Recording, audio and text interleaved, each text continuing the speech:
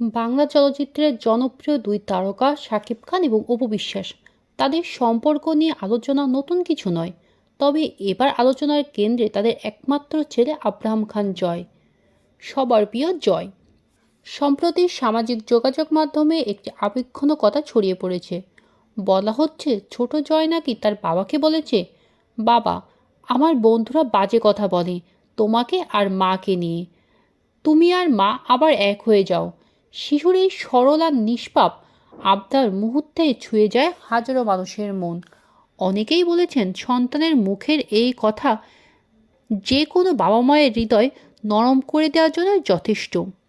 নেটিজেনদের মতে সন্তানের মানসিক শান্তির কথা ভেবে সাকিব অপুকে অন্ততপক্ষে বন্ধুত্বপূর্ণ সম্পর্কে আসা উচিত।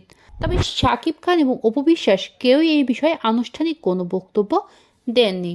ফলে বিষয়টা নিয়ে স্পষ্ট তথ্যের আগে আবেগই যেন বেশি কাজ করছে। শেষ পর্যন্ত কি হবে তা সময়ই বলবে। তবে ভক্তদের একটাই আশা, জয় যেন সবসময় হাসি খুশি থাকে আর তার বাবা মায়ের সঙ্গে সম্পর্ক থাকে সম্মান ও ভালোবাসাপূর্ণ।